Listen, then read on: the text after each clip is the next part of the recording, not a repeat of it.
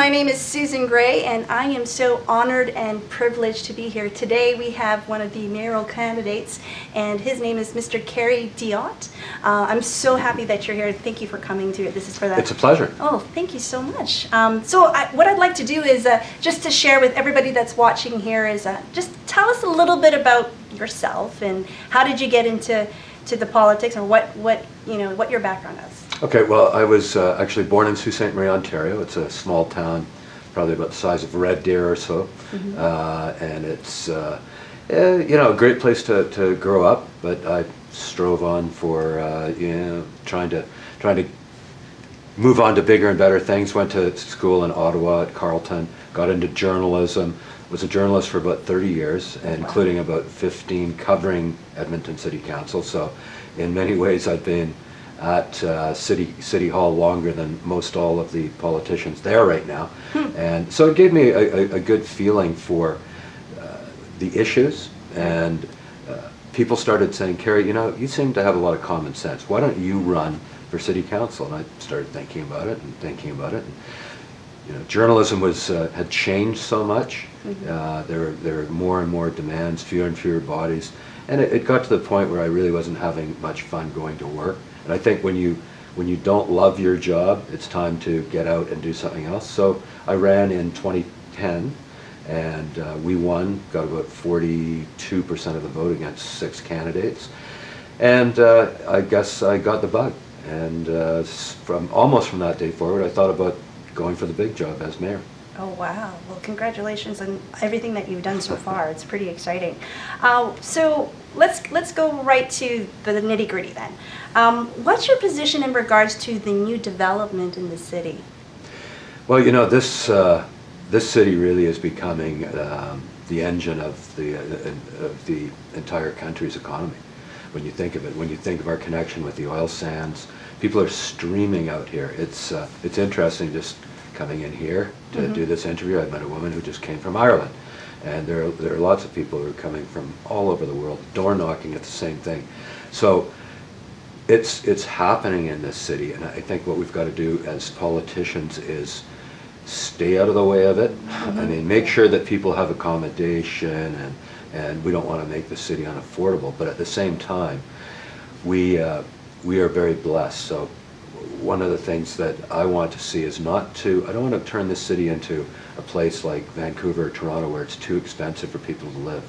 Now that these people are here, I want to keep them here. Because like me, I came here with the thought that, maybe I'll spend a couple of years and then I'll move to Vancouver.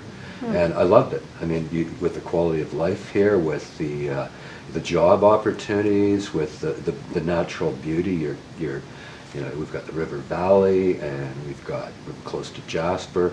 There's no better place in the country. Wow. Well, what would you say is your general vision for Edmonton in the next, let's say, 5, 10, 15 years? Where do you see it going?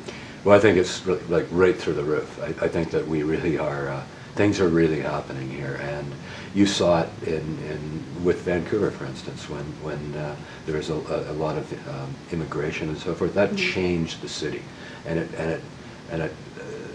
it just really did. Same with Calgary after the Olympics to some extent, and I just think that probably in 5 years, we're going to have a different skyline. Truly, I think that we're getting tens of thousands of people a year in here. Oh, wow. And in 10 years, 15 years, I'm sure that we won't even recognize it. I mean, the towers are going up right now, and we'll be denser, and I think that we'll have better transit because we'll have hit that critical mass where we can actually have enough people to use it.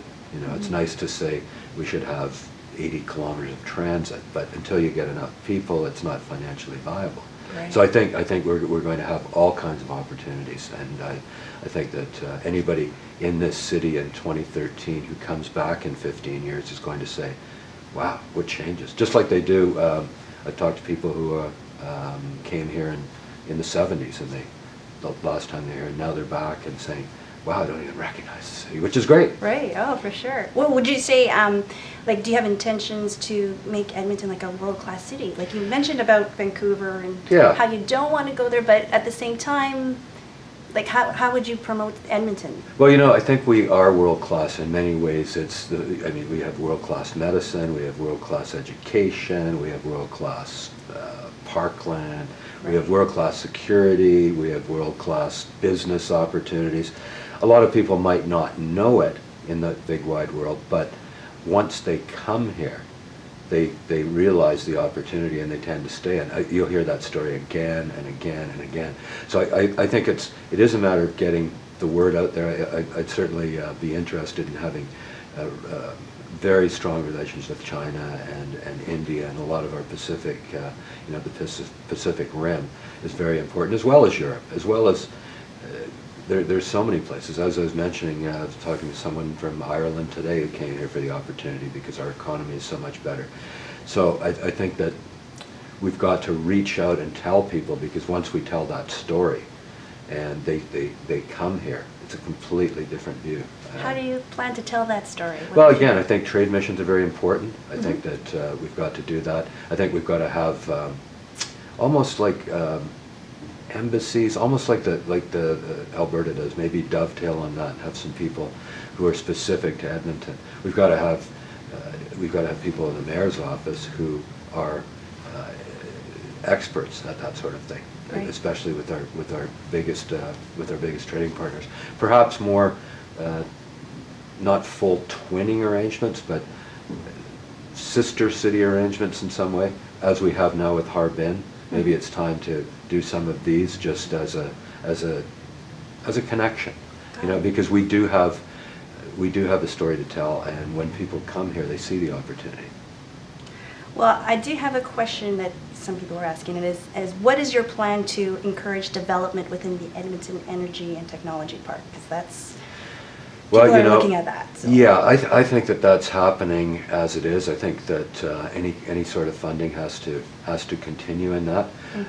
There is such a demand now. I think it's not something that we have to. I don't think that we have to fret over that, because there's so much demand for things. I look at some of these small upstart companies elsewhere, and it's phenomenal in this city how many companies are quietly building a huge reputation. I had one in my own Ward 11. This fellow's got a private oil service company he built from scratch. It's got 300 employees, and it's privately owned, and I hadn't even heard of it, but he supplies this specialty product. So I think that because of the demand, because of our connection to the north, the oil sands, I think that that's something that we continue to nurture the energy park, but it's going to happen. I mean, the economy is just, it's phenomenal. Billions of dollars of investment coming into Alberta. Oh, great. Well, that's good to know. That's good to know. What would be your, so here's another question for you. This is your policy on taxes and taxation. I bet this is a favorite question of yours. It absolutely is. Right? It is. So, you know, I've certainly heard from a lot of businesses and a lot of people that they are very upset with the levels of taxation. I truly believe, and I've said this on as part of my platform, that we should not have tax hikes that exceed the rate of inflation, because tax hikes hurt business and they hurt citizens, and they especially hurt higher than inflationary tax hikes, especially hurt citizens who are on you know, pensions, lower income earners, seniors who want to stay in their own homes. It's very hurtful to those people. So it's not a question of just saying, okay, let's just save some money. It's about having that money to be able to keep a quality of life in this city that people have come to expect. That's, you know, it's all about, it's about people, not palaces. Right. And I'm also hearing from many people they're concerned about debt, very much so. 10 years ago we had about $400 million in debt. Now we're fast approaching $3 billion. Wow. Now that costs money to pay off. I don't care if money is cheap right now. So what we've got to do is hold that in line. And yes, some debt is good. Some debt is good, but we cannot afford to be on a spending spree, lest we become like Vancouver, where people can no longer afford to buy homes and stay in their own homes. I mean, I love the nature of Vancouver, and that it's very, you know, very world class in many ways. We are as well, but very busy and so forth. But Think about many people who can't afford homes. I don't want to be in that situation here. Got it. Well, you know, it's all good with, you know, being able to, I think people appreciate that you're listening to them and that they don't want to see the taxes rising. Right. Then there's the other side of it too. And I bet you get this a lot, is that, so we want to improve the city, we got to Right. take care of, you know, the potholes and all that stuff. Yep. How do you find the balance there?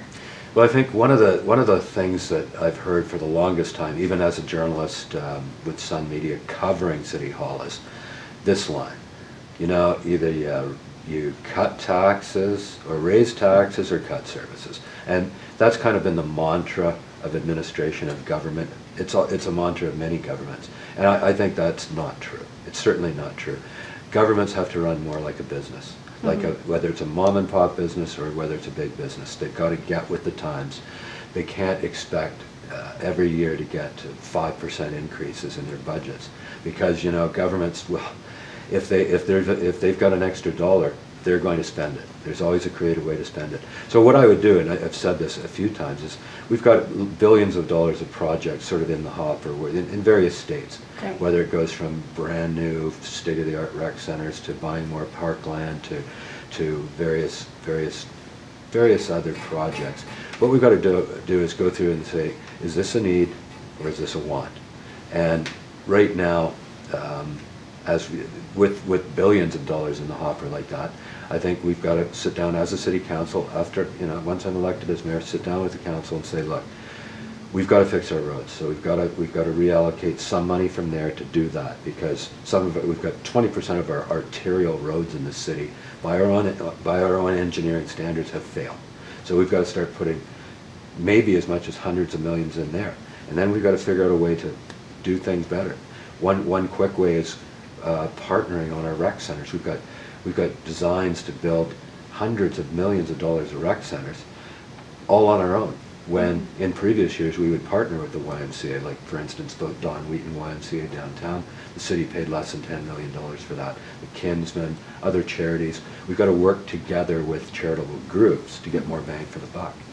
Got it. Okay. Well, what would be your opinion on all these, you know, the future plans for all these expenditures? Like, what's going to go? Well, I guess, you know, it's a matter of going through that list as a city council and saying, okay, do we really need to spend this $30 million on parkland right now, or do we have enough parkland right now, and perhaps that $30 million has to go to rehabilitate our major arterial roadways somewhere. There are tough choices, there's no doubt, but we have to make those choices, and because we can't be on the spending spree. Some will argue, okay, yes, you know, we've still got debt room. You know, we're halfway to maybe I think it's about $4.5 billion that we can borrow.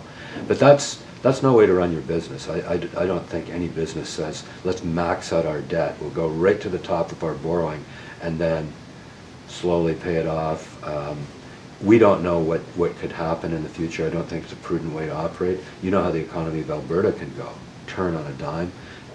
If the oil industry, the energy industry goes sideways, that could be a problem. So you don't max out your credit line. Right now we're having talks with worries about Europe, the European Union, citing our oil as dirty. So if that happens, and there's starting to be a tax, an extra tax, or a push away from Alberta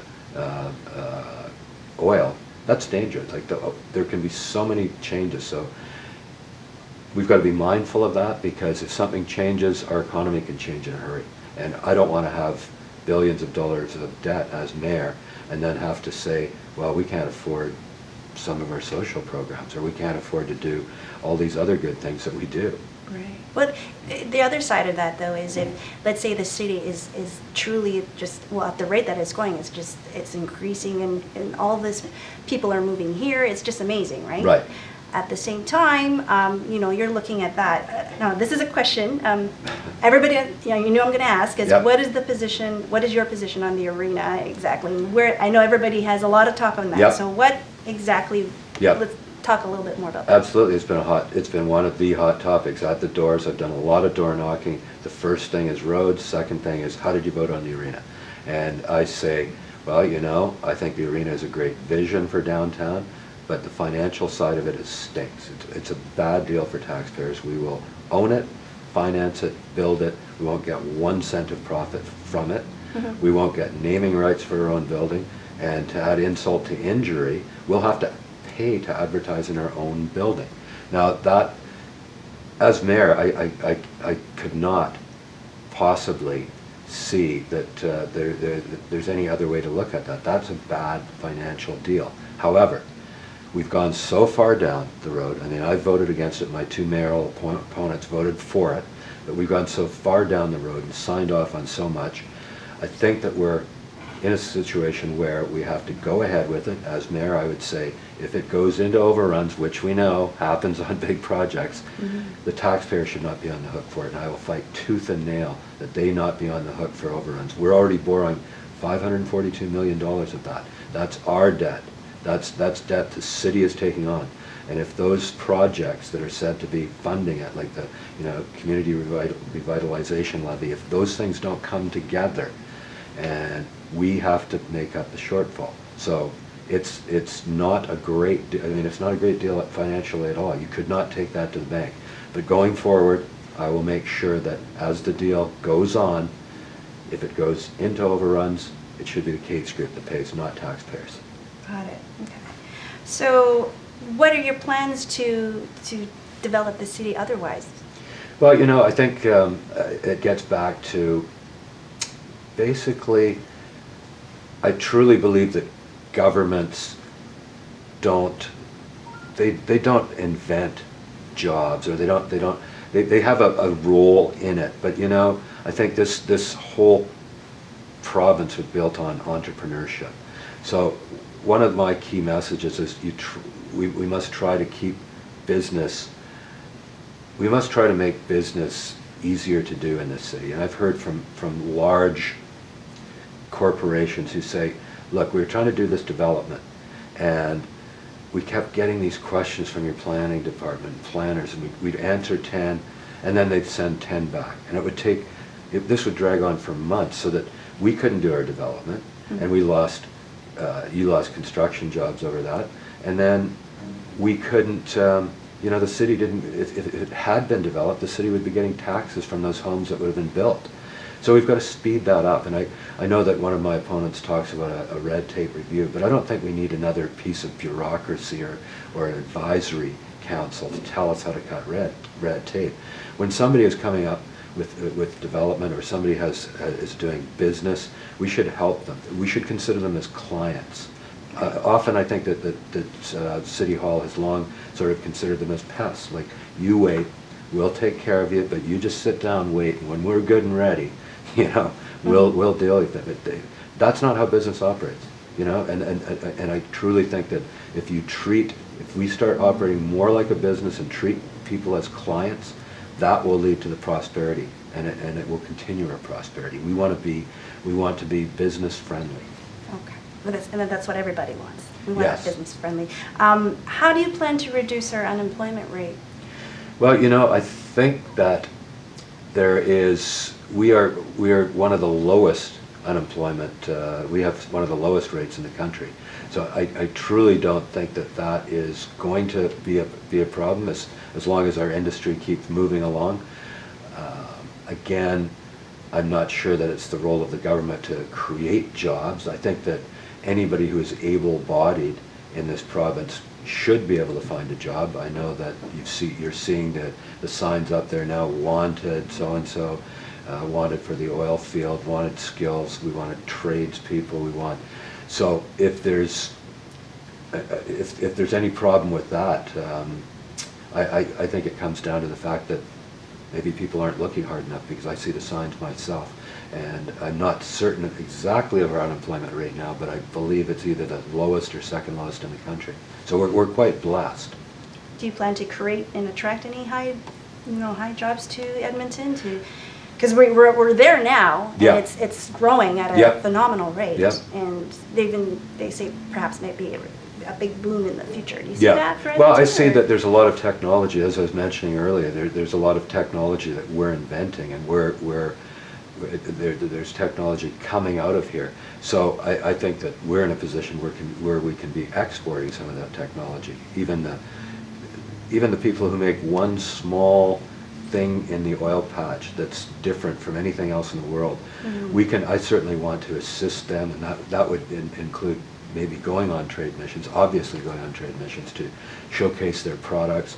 Because I think we, obviously, in many ways, we're the world leader in oil field technology. People are coming to us, so we've got to get that message out. We've got to keep those connections. We've got to think like business people. I know I talked to Dick Wong, who is in the mayor's office, and he was telling me that's the key. If you're going to China, you've got to have a deal for them. Right. You've got to understand how they think. If they want a deal, they want to see how it's there. Not play bureaucrats or anything with them. It's better to have almost business to business dealing with maybe the city acting as the middle person, but let the businesses connect and do the deals. Great. Well, okay. So now we're gonna go to a different question now. This is basically on the homelessness and disadvantage. I know there was some. Well, a lot of talks about that as well. Yeah. Can you talk more about that and how? Well, yeah, and I know it's a special concern in Chinatown, because there are people who have to wake up every morning, they open their shops, they've got people sleeping on the streets in front of their shops. These people are paying good taxes, they're trying to run a good business. A lot of the supports for the homeless are concentrated in the area, and I think that we've sent out a message as council that we can't put more of those supports in that neighborhood or some of the other inner city neighborhoods. We have to spread them around a bit, because it's just not fair. I mean, it's not fair. We're trying to bring the neighborhood up, but at the same time, it's everybody wants to help people who are homeless. I mean, it's unfortunate there, but for the grace of God am I, is the old expression, right? For one bad turn in life, we could all end up there. But I think that we've got to really start trying to attack the problem where it is taken off the doorsteps of Chinatown in particular, and have the supports spread out in other areas of the city. Is it very supportive? Because I know some people are opposed because. Well, right? there was a project that's being proposed for Terwilliger, which is way out in the suburbs, and I can understand that. In my view, I don't think that's right either, because that's way too far from supports. There's got to be a happy medium there somewhere, right.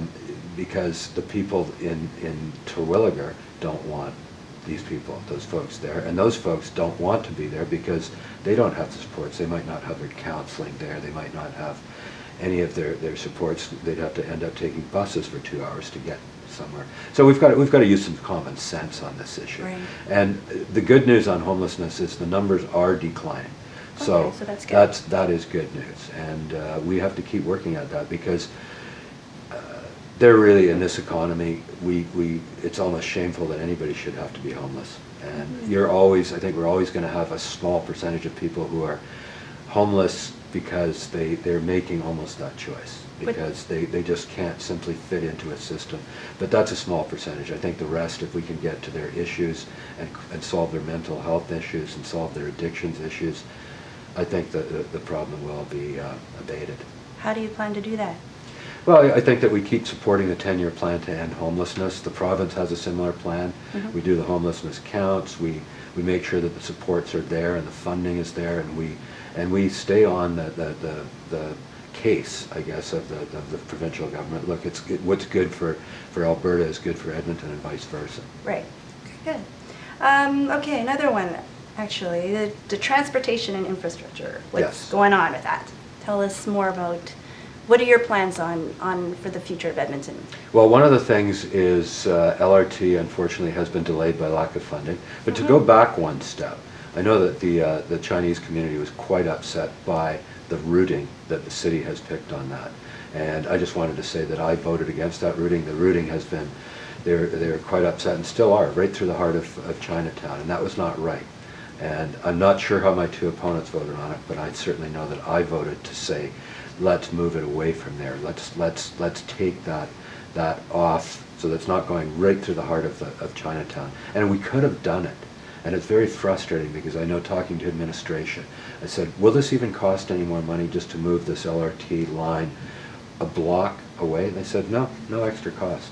But the opponents to moving it were saying, oh no, you know, it might slow down development of LRT, and I think that's sad. That's sad that that I could not convince them that it could have been a win-win, and it could have kept Chinatown much happier. Now it's going through there very hard, and I think that's just wrong. But the overall issue of LRT, we've got to continue to go and work with the federal government. The federal government has said that the LRT from downtown to Millwoods, which is the 13-kilometer line, $1.8 billion with the transit garage, they want to do it as a P3. And there are some people who don't like the word P3. They'd rather that we pay for it all as a city, and city controls it. The government made it very clear that they're not partnering on it unless they get their way. The federal government, they said it's got to be a P3, period. It's a public-private partnership. And so I feel that there's no choice. That's the way it goes. It works out. Otherwise, we're going to end up in a situation where we have to hike taxes municipally to pay for it, and in many ways let the other levels of government off the hook for their contribution. That doesn't make any sense. Right. Wow. I am curious about what's your position on public education with everything that's going on right now and the schools just being overloaded. Right. What is that? What are we going to do? Well, you know, I hear that on the doorsteps. We've done a lot of door knocking, and we are. I almost hate to say it, but it's not really my department. But it is and it isn't. I mean, that is clearly a provincial responsibility. However, as mayor, it's up to me to lobby for things that are good for the city. And I realize that the provincial government has its funding challenges right now, but that doesn't mean that I cannot go to them and lobby and say, it's for the good of Edmonton, for the good of the province, can we not find other solutions to this? There's obviously a lot of anger about the provincial government cutbacks to universities, about overcrowded classrooms. They are having their financial challenges, but as mayor, I would certainly lobby very hard to say, look, this is our city. I understand that you are having challenges, but can we work together and find a solution to this? Because they are taking a lot of heat for it as well. Right. And I know that I don't think anybody wants to cut back public education willingly. Let's face it, the children are our future. And so as mayor, again, I would lobby hard to work with the provincial government to find a solution there and get things back on track. Well, thank you so much for sharing everything that you just shared with us today. It was just amazing to hear your plans and your vision. Is there anything else that you would like to say? Like, why would somebody want to vote for you? This is your last time. My last kick at the can. Yeah, my last kick at the can. Well, you know, they have three choices. I have worthy opponents. I am a leader because I announced that I was coming out and running as mayor before the current mayor said he'd decide. And my two opponents said that they would not run against him. They said if he ran, they would not run. So that takes leadership, and I showed that. It was a calculated risk. I had no idea if he was going to retire, but I was willing to run against anybody because I think the city has to get back on track in many ways. We don't want to squander our huge economic advantage right now, so we've got to make sure that our taxes are not going through the roof. We have to manage our debt. We have to fix our key infrastructure, and we have to keep providing services to the people who are flocking here. So I hope people will consider all that. I am different from my two opponents in that regard, and if they want more information, I encourage them to go to kerrydiotte.com. That's KERRYDIOTTE.com, and get that information. And I really very much appreciate their support and help to keep this city on track. Well, thank you so much. And there you have it. This is Mr. Kerry Diotte. If you want to take a look at his website, www.kerrydiotte.com for more information. It was a pleasure to have you. Thank you so much. Thanks very much. Thank you. Okay.